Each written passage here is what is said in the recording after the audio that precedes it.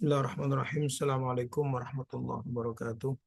Waalaikumsalam warahmatullahi wabarakatuh. Bismillahirrahmanirrahim. Wassallallahu ala Muhammadin wa alihi thayyibin at-tahirin wa immatil hudatil ma'sumin wa ashabil mayamin. Puan dan nafas sekalian, marilah kita sediakan Fatihah untuk baginda Nabi sallallahu alaihi wasallam serta Imam Ma'sumin dan juga para syuhada, syuhada Uhud, syuhada Badar, syuhada Karbala, syuhada Palestin, syuhada Yaman, syuhada Suriah, Libanon, dan syuhada Iran. Khususnya Sayyid Ali Khamenei dan keluarganya, juga untuk arwah para ulama, para guru-guru kita semua, dan juga kedua orang tua kita semua, dan juga untuk arwah yang kena musibah kereta api semalam. Semoga Allah SWT memberikan maghfirah. Al-Hadziniyah waliknatin salih al-Fatihah ma'as-salawat. Allahumma salli ala Muhammad wa ala Muhammad. Bismillahirrahmanirrahim. Alhamdulillahirabbil alamin arrahmanir rahim maliki yaumiddin. Iyyaka na'budu wa iyyaka nasta'in ihdinas siratal mustaqim. Siratal ladzina an'amta 'alaihim ghairil maghdubi 'alaihim waladdallin.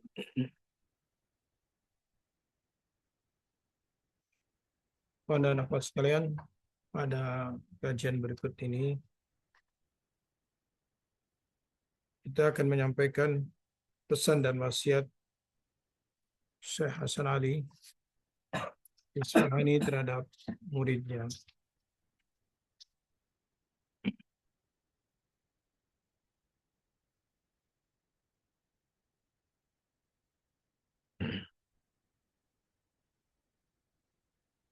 Jadi salah satu pesan atau surat yang disampaikan kepada muridnya, meskipun dalam bentuk syair, jadi nampaknya Hasan Ali ini sebagai seorang penyair.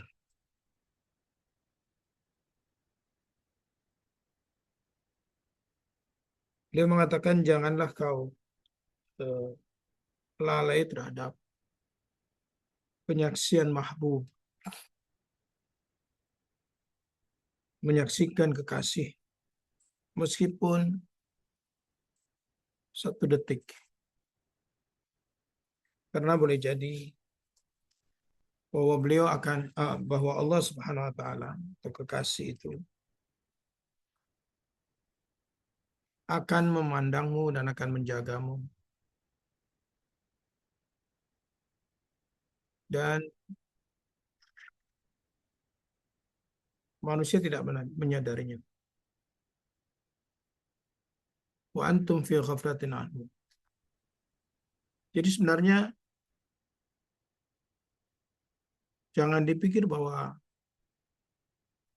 setiap hamba itu tidak diperhatikan oleh Allah Subhanahu wa taala. Jadi surat dia kepada muridnya yang mengatakan bahwa janganlah Anda berpaling dari menyaksikan keberadaan kekasih meskipun sekejap. Karena boleh jadi, ini kata-kata boleh jadi ini sebenarnya bukan berarti tidak ya. Di saat Allah Subhanahu wa taala memperhatikan kamu, tapi kamu tidak menyaksikannya.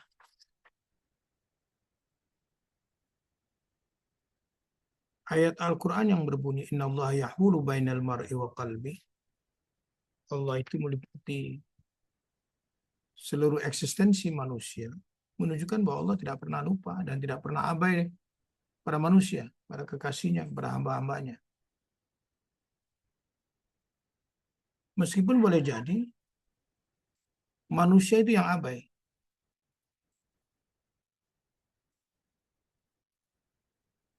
Begitu juga kalau kita lihat bagaimana perhatian dan konsentrasi seorang ayah, seorang ibu atau orang tua kepada anaknya, yang selalu memperhatikannya. Tapi pada saat yang sama boleh jadi seorang anak itu tidak begitu perhatian pada orang tuanya. Nah, Syekh Hasan Ali memberikan nasihat kepada muridnya agar kita selalu waspada, selalu mengembalikan kesadaran kita. Jangan sampai kita hanyut yang kemudian tidak sadar bahwa Allah senantiasa memperhatikan kita, melindungi kita, membimbing kita, menjaga kita. Jadi tatkala manusia mengatakan, kenapa saya begini, kenapa saya begitu, seolah-olah Allah tidak menolong kita, tidak memperhatikan kita, itu sebenarnya tidak disaksikan atau tidak disadari oleh manusia bahwa Allah itu selalu menjaganya. Di saat kita tidur, kemudian kita bisa bangun kembali, itu juga bagian daripada perhatian dan juga penjagaan Allah Subhanahu wa taala kepada kita. Kita masih bisa tersenyum, itu juga bagian daripada perhatian Allah kepada kita. Jadi bergantinya keadaan yang kita hadapi, sehingga kadang menangis, kadang tersenyum, kadang gembira, kadang sedih, itu juga menunjukkan bahwa ada perhatian Allah Subhanahu wa taala kepada kita. Nah, jangan pernah kita abai meskipun sedetik akan perhatian Allah Subhanahu wa taala kepada kita. Jadi kita harus memiliki keyakinan itu. Yang boleh jadi manusia dengan beban-beban yang dideritanya. Kemudian kehilangan konsentrasi dan kehilangan kesadarannya. Seolah-olah Allah tidak memperhatikannya dan tidak menolongnya. Maka kita harus kembali kepada kesadaran kita dengan apa? Dengan istighfar. Astagfirullahaladzim wa atubu ilaih. La hawla wa la quwata illa billah. La hawla wa la quwata illa bik. Jadi kita katakan kepada Allah Subhanahu wa taala, la haula wa la quwata illa bik ya Allah, kecuali kekuatanmu. Jadi statement dan pernyataan kita tidak ada kekuatan dan tidak ada daya upaya kecuali daya dan kekuatanmu, itu kita sedang musyahadah, kita mencoba untuk menyaksikan. Sehingga kita khitobi Tuhan dengan kata-kata engkau. Bukan dalam kegaiban.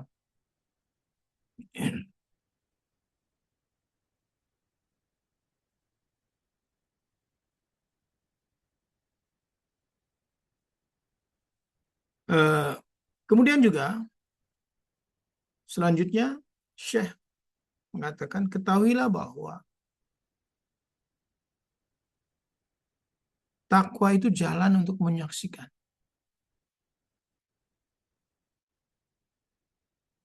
Anda takwa tariqatul ayan. Jadi takwa itu jalan penyaksian. Berarti kita diminta oleh Syekh Hasan Ali Isfahani ini untuk meningkatkan kualitas keimanan kita, ketakwaan kita untuk sampai kepada tingkatan ayan, menyaksikan.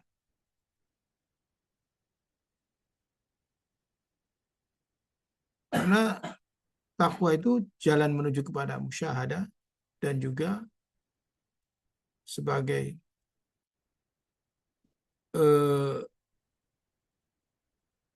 tali daripada atau jembatan ahli iman. Dalam Al-Quran, tatkala Allah SWT mengatakan, wa libasut taqwa dzalika khair, pakaian takwa itulah pakaian kebaikan.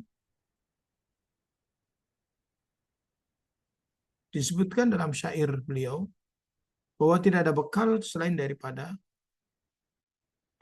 takwa. La zada fi syair, tidak ada bekal dalam perjalanan kecuali takwa. Da'ma siwahu min khubsin wa min halu. Tinggalkan selain daripada takwa, roti dan halwa, makanan-makanan manis. Artinya apa? Tinggalkan semua segala jenis kemewahan, kelezatan-kelezatan. Karena itu akan menghalangi musyahadah. Jadi roti dan halwa manisan itu sebagai simbol daripada kecenderungan manusia kepada syahwat. Karena itu diterjemahkan atau ditafsiri dengan madum ta'asir syahwat ta'i'an hawa nafsak fa anta mahrumun min nafahatir rahman. Selama engkau menjadi budak-budaknya syahwat dan rakus kepada hawa nafsumu, maka engkau akan terhalang dari nafahatir rahman, dari sepoi-sepoi angin Allah Subhanahu wa taala.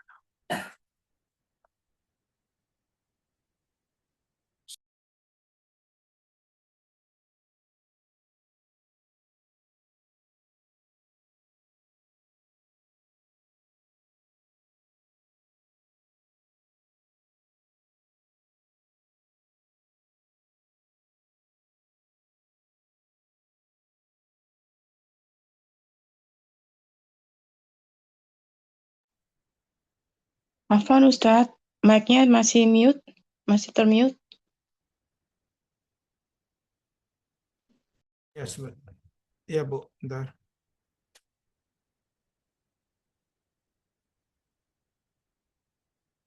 Minum.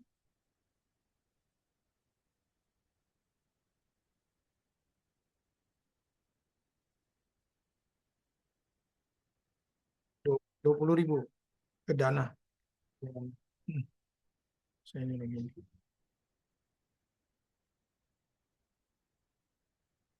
Ya, oke.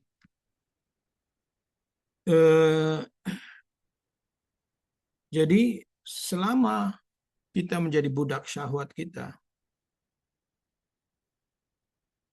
taat kepada hawa nafsu kita, maka kita akan pernah mendapatkan hembusan sepoi-sepoi angin segar Allah Subhanahu wa taala. Nafahatur Rahman itu semacam angin yang berhembus kepada diri kita, membawa kepada kesadaran kita. Suatu contoh, kita lagi asyik di dalam keadaan tenang, baca doa apa saja kayak nyaman. Itu harus kita perbanyak di saat itu. Itu termasuk bagian daripada nafahatur rahman. Kayaknya hari ini saya enak banget ya, mau sholat enak, ya mau baca Quran juga enak, soalnya tidak ada halangan. Nah itu nafahatur rahman itu. Artinya kita mendapatkan situasi dan kondisi yang membawa kita untuk meningkatkan kualitas diri kita. Lewat apa? Lewat situasi. Karena itu tidak bisa dibeli. Situasi bukan suasana ruangan, tapi suasana batin, suasana hati. Suasana ruangan boleh jadi dalam keadaan sejuk, aroma wangi, tapi kalau hatinya risau, maka tidak akan pernah memberikan manfaat. Itu berarti kita tidak mendapatkan nafahatur rahman. Betapa banyak orang yang tinggalnya cuma di gubuk, tapi kemudian merasakan kenyamanan dalam ibadahnya. Itu namanya dia telah mendapatkan nafahatur rahman. Sebaliknya, rumahnya mewah, megah, fasilitasnya penuh, ada tamannya, ada kolam renangnya, ada akuariumnya dengan berbagai macam ini. Tapi karena nafahatur rahman dalam hatinya tidak ada, maka kadang-kadang sumpek. Sumpek yang tidak jelas apa penyakitnya. Karena itu ada doa Nabi, Allahumma a'udzubika minal hammi wal hazan. Ya Allah, aku berlindung kepadamu dari ham, kebingungan, huzun, dan kesedihan yang tidak jelas.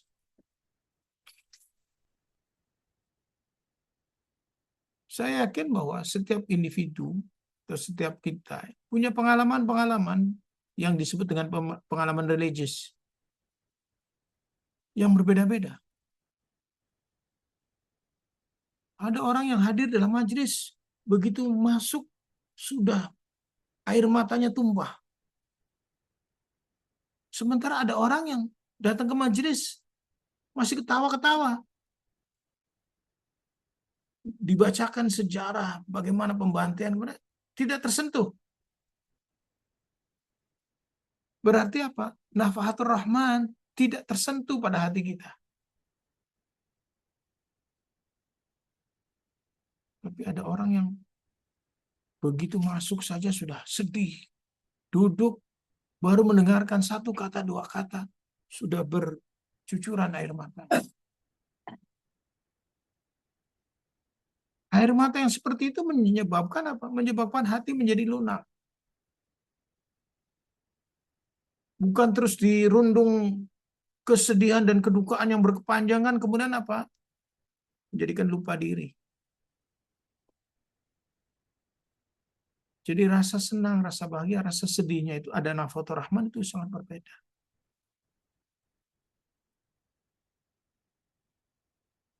Kadang kita bangun malam, merasa enak, nyaman.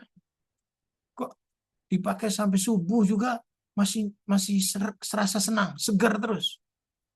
Tapi ada kalanya kemalasan datang. Sholat 2 rakaat saja yang tidak habis tidak sampai 5 menit itu serasa beban berat banget. Itu berarti kita tidak memiliki nafahatur Rahman. Tidak memiliki itu artinya apa? Kita tidak mampu menangkap nafahatur Rahman yang telah Allah hembuskan. Mengapa? Boleh jadi kita masih dalam belenggu syahwat kita. Jadi apa yang dikatakan oleh Syekh Hasan Al-Isfahani kepada muridnya, bahwa selama kita masih dalam kekangan dan perbudakannya syahwat kita sendiri, kita tidak akan pernah bisa menikmati nafahatur Rahman. Jadi saya yakin-yakinnya setiap orang punya pengalaman sendiri.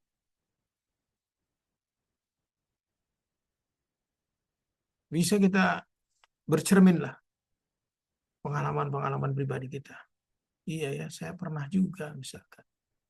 Waktu malam bangun jam 4 sampai subuh sampai jam 6 diajak untuk membaca Quran itu kayaknya enak.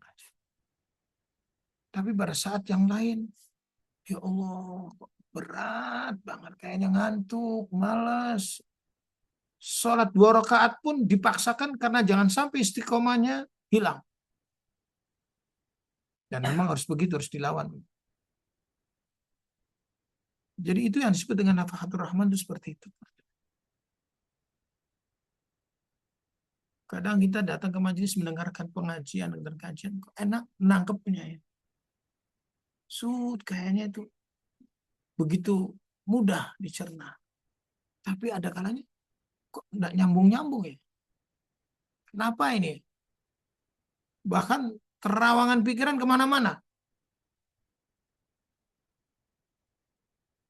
Hadir di majelis, hadir. Tapi terawangan kemana-mana. Nah ini berarti kita tidak mendapatkan nafahatur Rahman. Jadi bukan berarti setiap manusia itu terhalang terus-terusan. Enggak. Boleh jadi.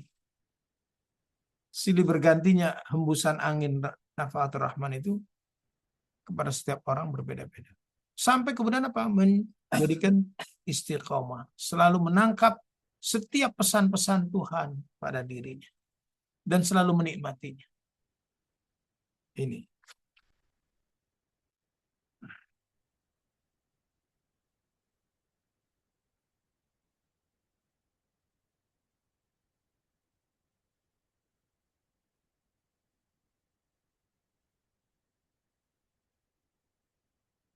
Kemudian yang selanjutnya, ada beberapa lagi pesanan beliau ataupun wasiat beliau juga. Kita harus menyadari bahwa pada siang dan malam kita selalu mengajak ngobrol dengan Allah Subhanahu wa taala. Sehari semalam itu 5 kali kita berjumpa dengan Allah Subhanahu wa taala dan kita berkomunikasi. Dan dalam bentuk bukan iyyaka na'budu wa iyyaka nasta'in, tapi pada bentuk kita meminta supaya Allah senantiasa mengokohkan, menetapkan pada jalan siratal mustaqim. Ihdinas siratal mustaqim. Iyyaka na'budu wa iyyaka nasta'in, itu mukhatab. Kita sedang mengajak bicara Allah Subhanahu wa taala. Berarti apa? Kita dalam keadaan apa? Musyahadah.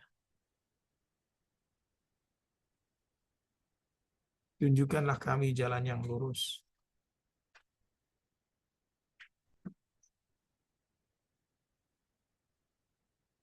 Dan perlu diketahui bahwa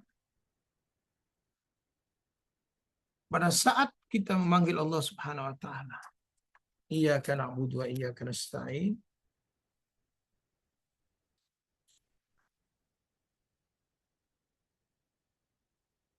Allah telah mengutus 124.000 nabi, di mana dalam setiap nabinya itu ada 10 aulia, 10 kekasih-kekasih Allah Subhanahu wa taala untuk menyertainya.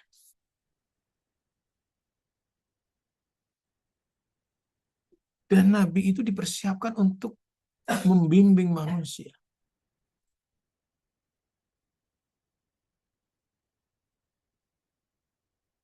Karena itu dalam munajat salah satu nabi,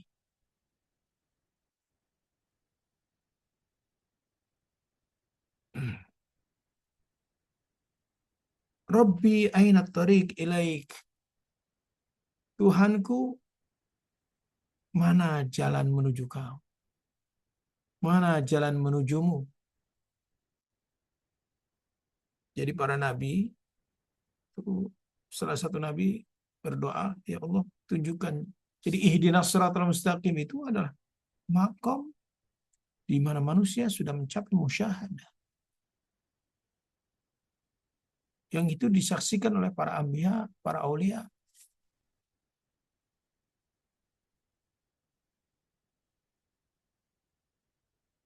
Jadi salah satu nabi dalam doanya, Rabbi aina tariq ilaik. Ya Allah, mana jalan menuju? Kemudian ada jawaban daripada Allah Subhanahu wa taala. Da' nafsak wa ta'al. Tinggalkan nafsu syahwatmu, kau naik ke atas. Jadi meninggalkan hawa nafsu itu bukan berarti mengkebiri hawa nafsu. Artinya apa? Bagaimana kita bisa mengontrol, mengolah hawa nafsu kita menjadi sebuah perjuangan untuk menuju kepada Tuhan.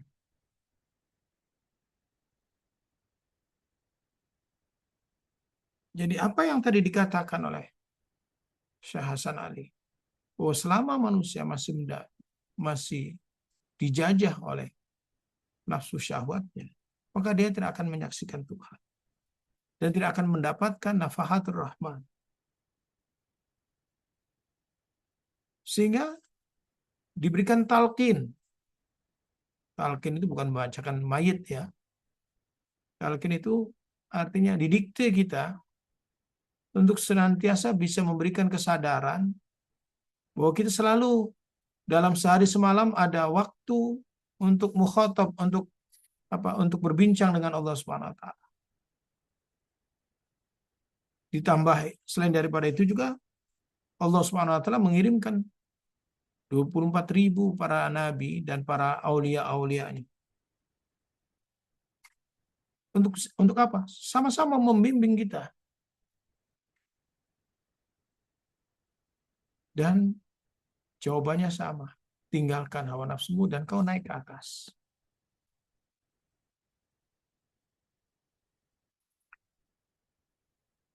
Dan ada sebuah syair yang mengatakan, madama ghairullah fi qalbik, wujuduka fil masjid wad dir siyani. Selama selain daripada Allah itu ada dalam hatimu, maka keberadaanmu di masjid, di Husainiyah, di majlis, di pasar, di mall, di mana saja sama saja.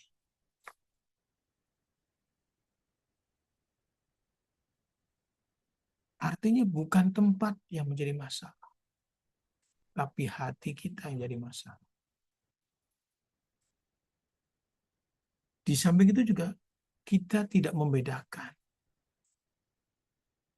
antara tempat itu sebagai tempat bisnis, kerja kita, santai kita, ibadah kita.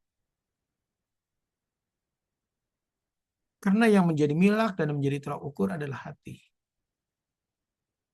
Sehingga kata Syekh Hasan Ali Isfahani, selama hatimu kosong daripada Allah, di masjid, di majlis taklim, di Husainiyah, di mall sama saja.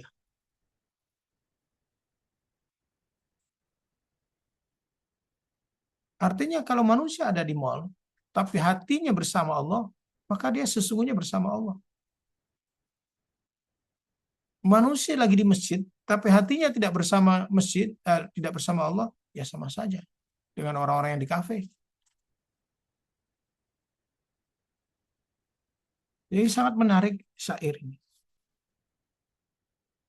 Jangan lantas kemudian kita karena merasa sering hadir di majelis, hadir ini kemudian sok merasa paling suci.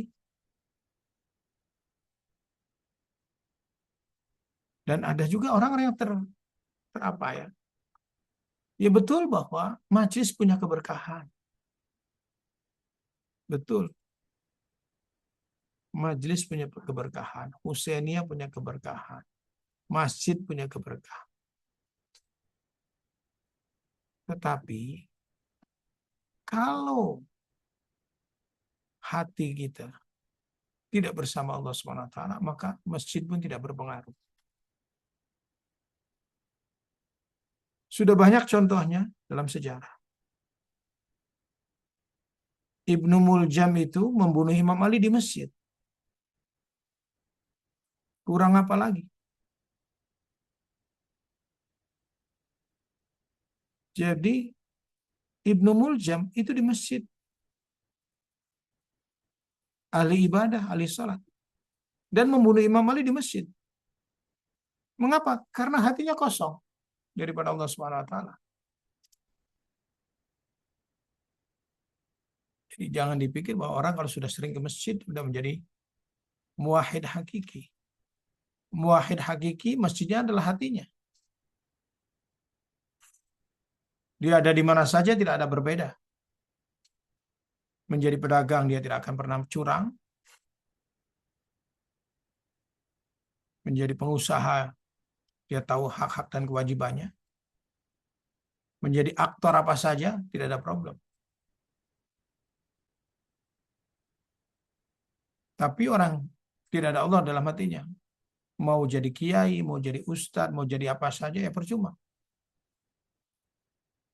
Ini mau mau sholat pakai udang-udang, nggak pakai udang-udang, mau pakai jenggot, nggak pakai jenggot, semuanya ibarat kata sama saja.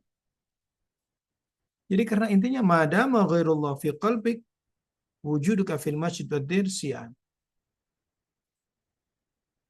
Jadi kalau dalam hati kita tidak ada Allah sama saja.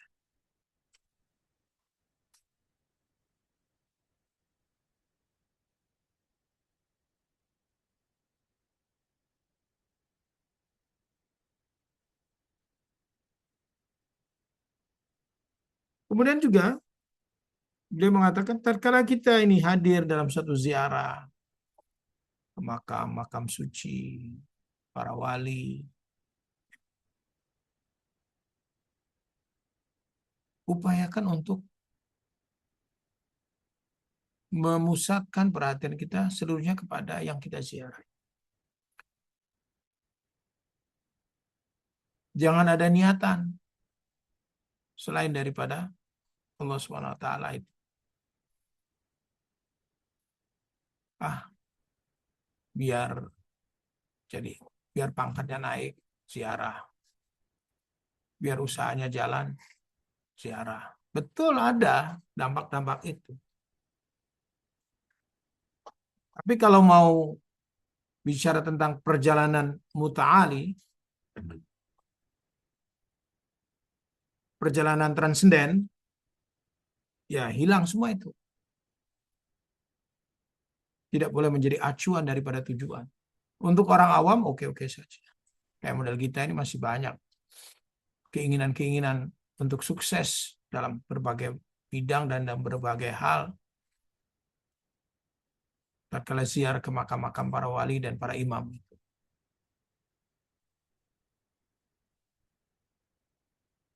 Karena bagi orang tertentu itu termasuk si al-adab. Dianggap su'ul adab.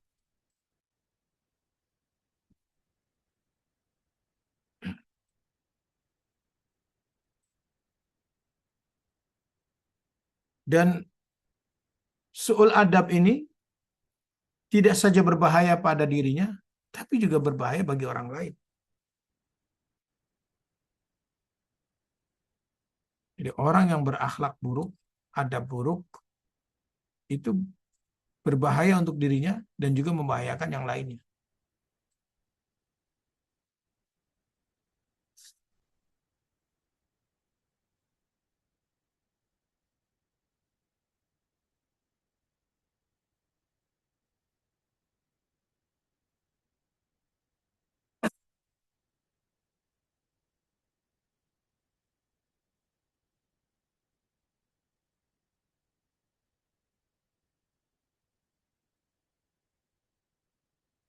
Kemudian juga eh, ada doa yang selalu menjadi perhatian. Kam min itharin waqaita wa kam min sana'in jamilin lastu ahlan lahu nasyarta. Kita sering dipuji orang. Masya Allah, si fulan itu rajin, orangnya mukhlis, orangnya pintar, akhlaknya baik. Ini sebenarnya apa?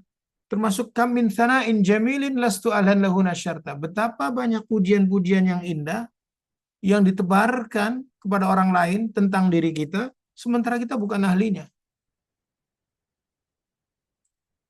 Maka saat itu kita harus memuji Allah Subhanahu wa taala dengan mengatakan apa? Alhamdulillahilladzi satara aurati wa lam yafdhahni bainan nas. Segala puji bagi Allah yang telah menutupi auratku, menutupi aibku, menutupi segala kekurangan-kekuranganku, kejelekanku yang tidak diketahui orang lain tentang diriku. Dan kau tidak permalukan aku di hadapan manusia yang lain.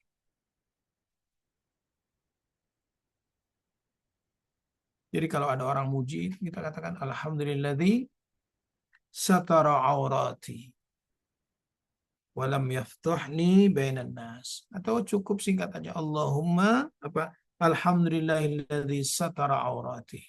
Segala puji bagi Allah yang telah menutupi auratku, tidak diketahui oleh manusia lain.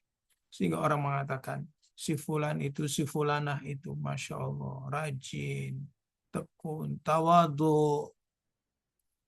Karena boleh jadi kita ini tawadhu kepada orang lain, tapi kepada istri kita, kepada suami kita, kita tidak tawadhu. Tapi orang lain menganggapnya bahwa kita orang tawadhu. Berarti apa? Allah telah menutupi aib kita kepada orang lain. Makanya seringkali kan kadang-kadang dalam rumah tangga ada kecemburuan yang begitu. Kamu kalau bicara sama orang lain, bahasanya ini santun banget. Tapi sama keluarga sendiri, kamu kalau sama orang lain luar biasa, tapi kalau sama orang tua sendiri, ya kan? Itu berarti apa? Allah telah menutupi aib kita sehingga orang lain tidak mengetahui. Kenapa kita katakan alhamdulillah segala puji? Karena orang lain memuji kita. Maka kita katakan apa? Segala pujian itu milik Allah, bukan milik kita. Gitu loh. Segala pujian itu milik Allah, bukan milik kita. Supaya kita tidak berbangga diri, sombong diri. Karena kalau hakikat diri kita ini ditelanjangi di hadapan umum, orang tidak ada yang percaya.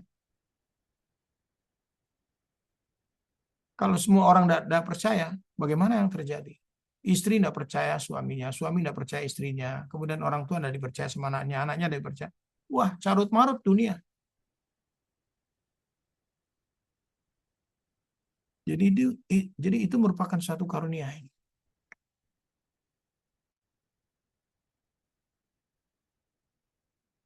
Jadi orang-orang tatkala memuji kita jangan langsung merasa GR ya. Alhamdulillah kita harus berhati-hati supaya tidak terlena. Karena tadi wa kam min thana'in jamilin lastu ahlan lahu nasyarta. Betapa banyak pujian-pujian orang kepada kita yang begitu indah, tapi kemudian kita sendiri sebenarnya bukan ahlinya. Apa yang orang mengatakan orangnya itu dermawan, enggak juga. Ada orang yang mengatakan Masya Allah orangnya itu lembut, enggak juga. Ternyata sama istrinya kasar. Orang mengatakan dia itu enggak bisa mendengar keluhan orang. Buktinya sama istrinya ngeluh enggak biasa-biasa aja. Dia itu jujur, buktinya bohong. Dia itu amanat, ternyata dia juga khianat. Nah, inilah yang dalam doa kumel tadi, kam min sana'in jamilin lastu ahlan lahu nasyarta. Berapa banyak pujian-pujian baik yang indah tentang diri kita dari orang lain, tapi kita bukan apa? Kita bukan ahlinya.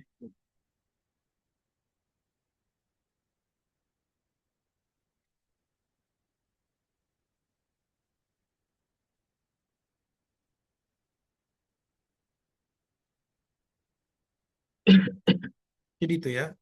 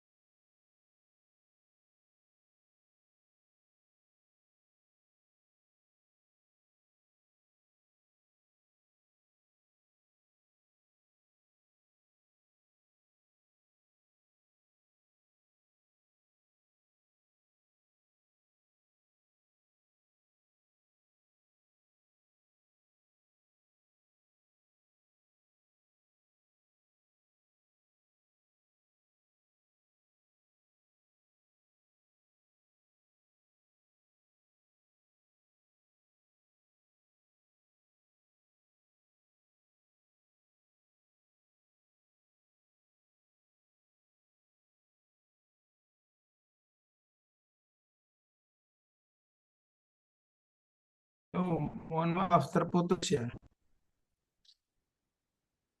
La taj'al baini wa bainak aliman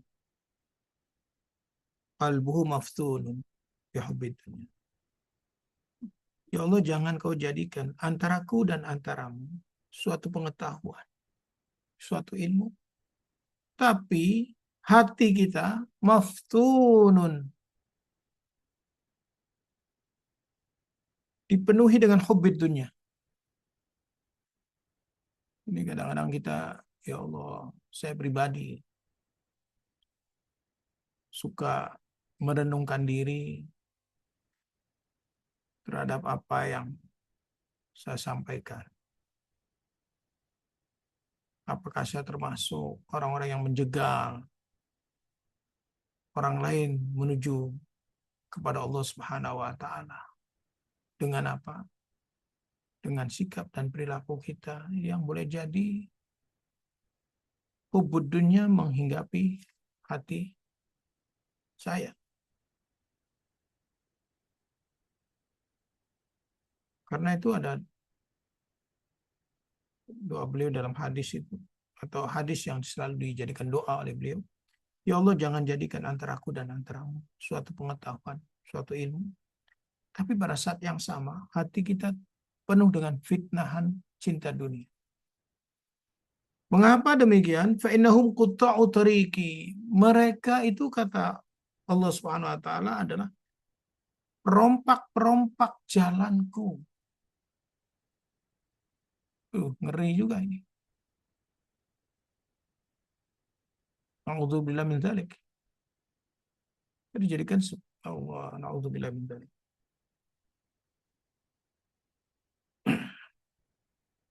Jadi takut sekali.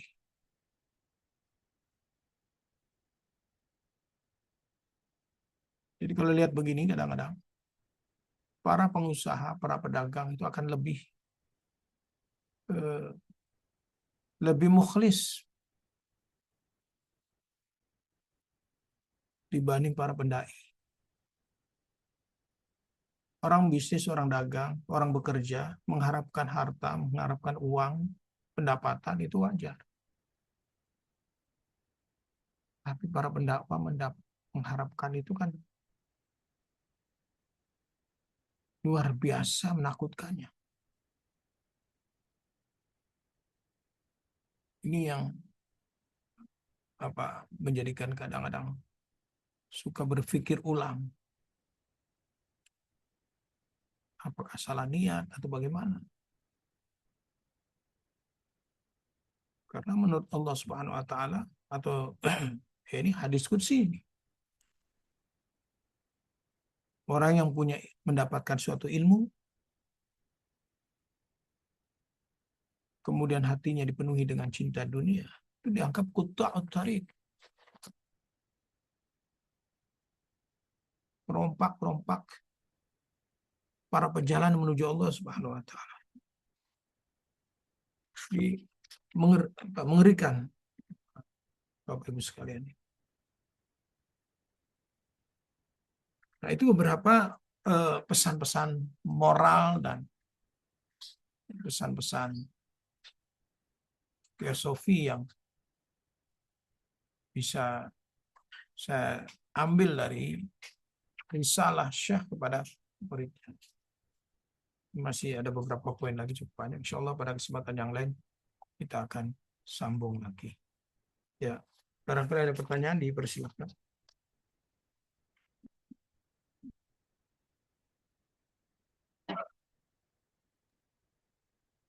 Ya, silakan. Bu Gusna, ada pertanyaan? Assalamualaikum Ustaz. Salam ya. Pertanyaan saya Ustaz, tadi Ustaz sampaikan bahwa ya betul Ustaz, kebanyakan kita ini melakukan ritual-ritual, amalan, itu masih dominan hajat-hajat duniawi Ustaz. Pertanyaan saya Ustaz, kapan kita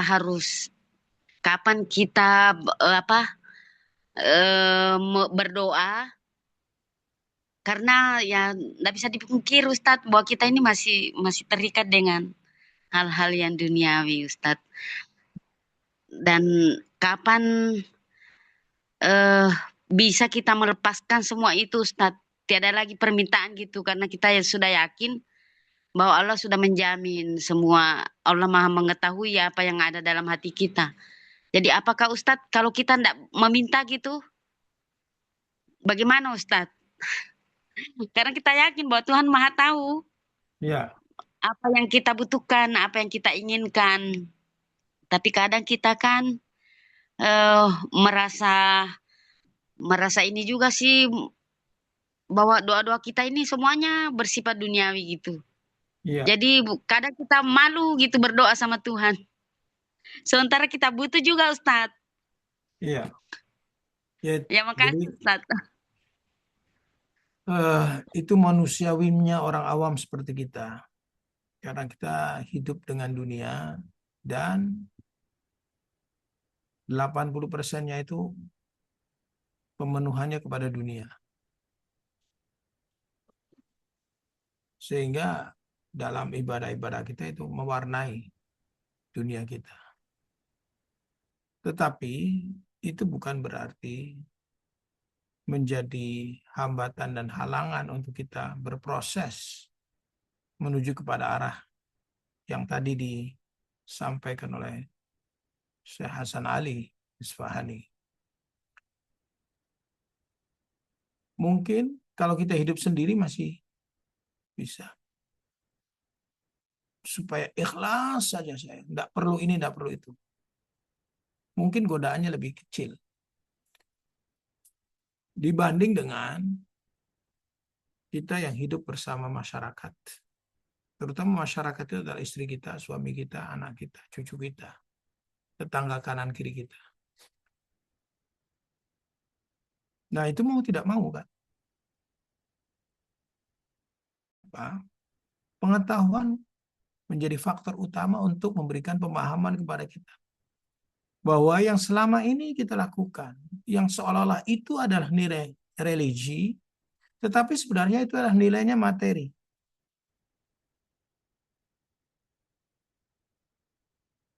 Dan kita harus paham itu. Sehingga kita katakan, oh ternyata salah ya cara begitu ya. Ya, salah itu dalam pengertian bahwa tahapan kita sudah mau naik. Maka harus kita sadari. Seperti anak kecil yang belum mengerti tentang makan. Jadi tahapannya apa? Ya kita perintahkan, ayo makan. Tahapan selanjutnya ternyata anak ini sudah terbiasa dan menjadi mengerti. Dia tidak perlu lagi disuruh makan. Dia ngambil sendiri. Dia merasakan sendiri. Kalau lapar dia makan. Pada awalnya ini macam-macam sayur kita paksa-paksakan karena dia belum mengerti. Setelah mengerti ada kesadarannya, manfaatnya dan sebagainya, kemudian dia lama-lama meninggalkan itu perintah itu. Jadi memang bahwa kita harus mengolah dan mengasah. Dengan apa? Pengetahuan kita dan dengan tekad kita. Jadi tatkala kita mau hadir di majelis Husainiyah, ada masalah. Ya udah kita datang aja. Untuk apa? Mendekatkan diri kepada Allah Subhanahu wa taala. Jangan berbahasa dengan ya nanti di sana mohon apa saja kita ini. Itu hilangkan. Itu kita sudah paham. Kita katakan kan gitu. Betapapun nanti tatkala kebutuhan mendesak kita balik lagi ke situ. Ya kan? Nah itu sampai kita mendapatkan nafahatur rahman itu bertingkat nantinya. Jadi tidak apa-apa kok untuk pertama seperti itu. Tapi kemudian dengan pengetahuan itu ternyata tidak boleh, yaitu kita istighfari. Istighfar itu tidak lantas harus melakukan kemaksiatan dan dosa melanggar syariat baru diistighfari. Karena itu istighfar kita perlu kepada istighfar lagi. Perlu kepada istighfar lagi. Istighfar itu maratib kualitasnya. Tingkatan-tingkatan. Jadi apa yang dikatakan oleh Imam Ali astaghfirullahaladzim itu beda dengan astaghfirullahaladzim kita. Yang kita katakan. Astaghfirullahaladzim minadzunubi wal ma'asi. Dari dosa-dosa dan kemaksiatan. Pernyataan dosa dan kemaksiatan Imam Ali dengan kita beda. Kan itu. Otomatis yang membedakan apa? Ma'rifatnya. Jadi mau tidak mau Ibu, kita juga harus tahu, harus ada ilmu. Oh ternyata ini kurang bagus ya. Oh ini ternyata untuk kalangan bawah ya. Nah kita coba latihan lah untuk kalangan atas. Naik. Kan sekolah kalau enggak naik-naik aja itu artinya apa? Idiot. Ya kita jangan menjadi orang idiot. Naik lagi. Sebagaimana misalkan Ibu terbiasa melakukan sholat ba'diyah dan qobliyah misalkan maghrib dan isya. Ya udah lakukan dulu itu. Lama-lama nanti zuhur, ya, asar, atau tadinya subuh, ya subuh aja dahulu, jangan ditinggalkan, ya kan? Nah ini, jadi itu kemudian ditambah lagi, ada kesempatan ditambah lagi, ada kesempatan ditambah lagi, jangan ditinggalkan. Itu, nah itu caranya. Ya, kira-kira gimana bisa menjawab Bu Gusna? Ya Ustadz, jadi Ustadz gini, tadi kalau kalau kita maksudnya berdoa itu hanya menggunakan doa-doa yang diajarkan oleh imam, tapi kan Ustadz apa yang dipahami imam tentang doa itu dengan kita kan jauh bumi dan langit ya Ustadz. Iya. Jadi bagaimana Ustadz apa ya? Kalau kita berdoa dengan doa-doa imam itu Ustadz, apakah doa kita itu gimana ya? Sesuai yang kita pahami tentang doa itu, level yang kita pahami, batasan yang kita pahami, atau gimana Ustadz? Terus sebaiknya kita berdoa hanya semata-mata untuk mendapatkan kedudukan makam ya Ustadz, nggak usah doa yang sifatnya duniawi gitu. Ya, jadi sebenarnya itu kita meminta duniawi juga itu sebenarnya kalau yang diminta kita wajahnya ukhrawi maka jadi ukhrawi. Ya Allah anugerahkan pada kami rezeki yang halal, kan duniawi. Tapi karena ada rezeki yang halal menjadi ukhrawi, Bu. Cuman memang standarnya kita masih hal-hal yang berhubungan dengan badan kita gitu loh. Gitu. Ya. Karena semua rezeki datang daripada Allah Subhanahu wa taala. Cuman rezeki jangan dimaknai dengan rezeki yang sifatnya materi saja. Rezeki maknawi itu jauh lebih besar. Itu rizki yang bermanfaat, bukan ilmu saja, rizki yang bermanfaat. Sehingga apa bentuknya hanya Allah yang tahu bagaimana membesarkan. Karena rizki baik rizki batin, maknawi maupun rizki zahiri ini itu sebenarnya selalu ada pada diri manusia. Itu. Nafahatur Rahman yang pada diri kita itu sebenarnya itu adalah rizki maknawi kita. Jadi kesadaran itu kapan muncul? Tatkala kita punya kesadarannya besar. Kualitas kesadaran kita besar akan hilang dengan sendirinya permintaan-permintaan seperti itu.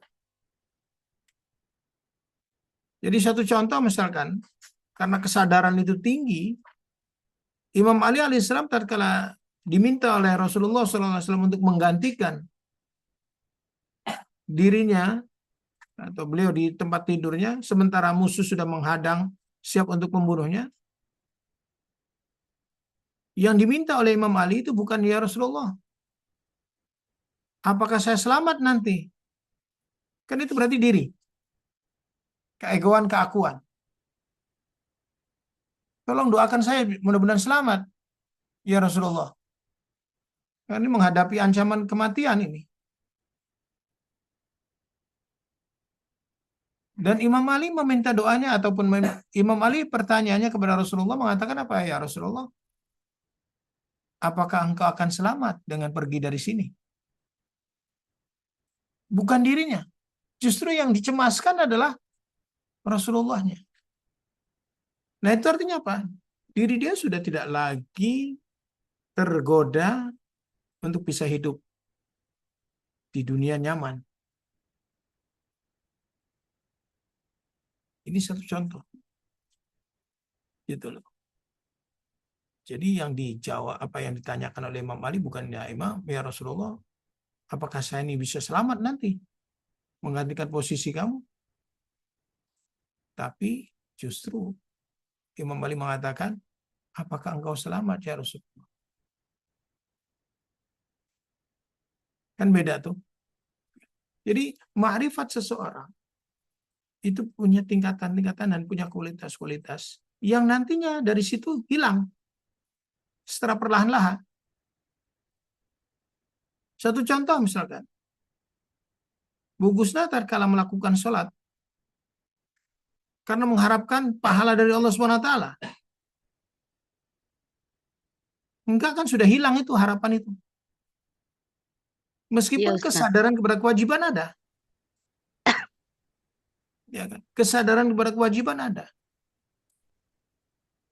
Tapi nanti lama-kelamaan, bukan saja kesadaran kepada kewajiban, tapi kesadaran eksistensialis. Di mana sholat menjadi bagian daripada jiwanya.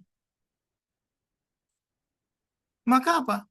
Bahasa ininya, sholat itu diwajibkan, tidak diwajibkan, tetap saya akan lakukan. Kan gitu. Sampai kemudian apa? Melihat ternyata kualitas sholat di awal waktu lebih, sehingga dia menjaga awal waktunya. Sampai kemudian menjadi hakikat dirinya. Jadi kalau sholat sudah mulai jam 2 ketinggalan, itu sudah istighfar. Astagfirullahaladzim, ya Allah, kenapa saya telat ya? Pada saat yang sama orang lain, jam 2 masih enak-enak aja, soalnya tidak berdosa. Bahkan ada yang sampai tinggal maghribnya aja. Karena menganggap apa? Masih ada waktu kok. Bukan suatu dosa. Nah, yang membedakan antara satu orang yang mengatakan bahwa sholat jam 2 itu merupakan suatu dosa, dengan orang yang mengatakan sholat jam 2 zuhur itu dosa. Itu apanya? Ma'rifatnya dan kesadarannya. Begitu, kira-kira. Bagusnya ya. Iya, Ustaz. Makasih, Ustaz. Oke.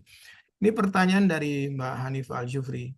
Bagaimana mengasah insting kita untuk mendapatkan teman yang baik, yang ikhlas dalam berbuat baik pada kita? Karena punya pengalaman menerima kebaikan, tapi pada akhirnya dia mengikat dengan kemauan dia. Yaitu kita artinya apa? Bahwa selama masih ada nilai bukan kemanusiaan dalam bentuk manusia ini ya, ada niatan-niatan dalam hati selain Allah, maka tentu pasti akan tercemari. Nah, kita melatihnya bagaimana? Melatihnya bahwa segala apa yang terjadi dan apa yang kita kerjakan udah karena Allah saja. Tidak melihat orang lainnya. Dia mau baik tidak baik urusan dia. Tapi kita harus berbuat baik. Jadi kita harus berbuat baik kepada siapapun. Itu harus kita tanamkan dan harus kita asah.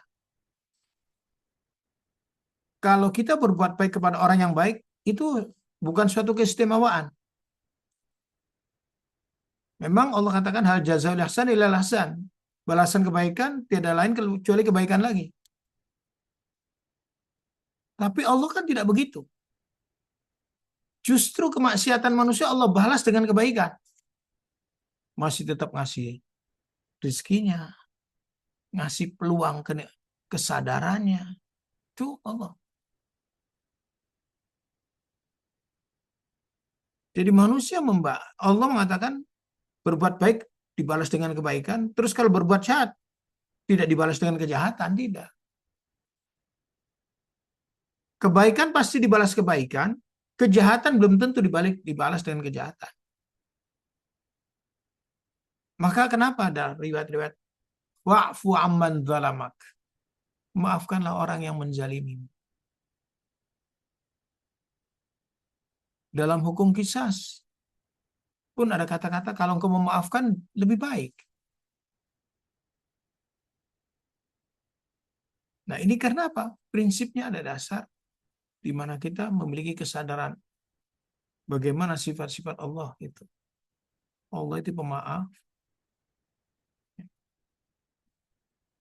dan kita terkala disebut dengan bahwa ikhlas karena Allah, ya kita berlatih. Jangan karena kebaikan orang kemudian kita terpesona dengan kebaikannya. Kebaikan orang kita belum tentu apa hatinya. Maka sewajarnya lah menghadapi orang. Berbuat baik, ya kita berbuat baik, ya wajar. Tapi kalau kita sudah tertumpu pada apa yang dilakukannya, buta, disitulah kemudian terjadinya penyesalan.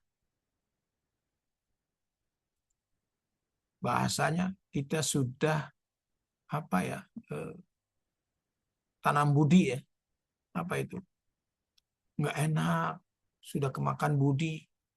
Ini nggak enak, sudah kemakan budi, ini merupakan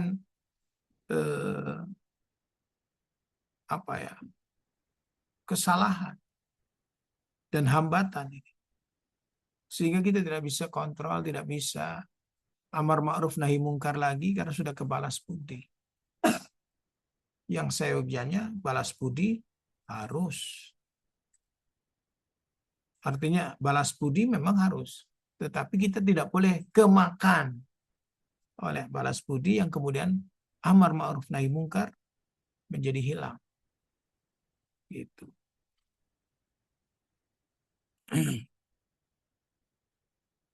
Jadi kalau orang berbuat baik kemudian orang tersebut mengikat, itu sudah menjadikan kita seolah-olah budaknya. Kalau sudah begitu, dia tidak ada keikhlasan yang konon kita maksudkan. Loh, kok ujung-ujungnya jadi begini ya? Lah, kamu enak aja dikasih makan tiap hari, dikasih uang begini-begini. Emang udah ada ininya? Emang lu siapa? Nah, ini sudah jelas, itu sudah bukan keikhlasan lagi itu. Kalau kita hanya punya harga diri dan berprinsip pada amar ma'ruf nahi mungkar, selama baik ya kita ikuti. Enggak kita tolak. Nah, itu. Begitu Bu Hanifah? Ya, Mbak Hanifah. Baik.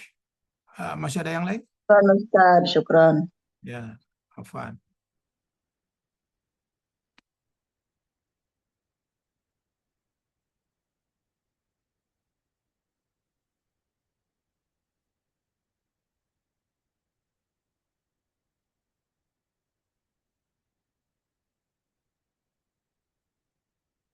Baik, kita akhiri dengan doa. Bismillahirrahmanirrahim. Alhamdulillahirrahmanirrahim.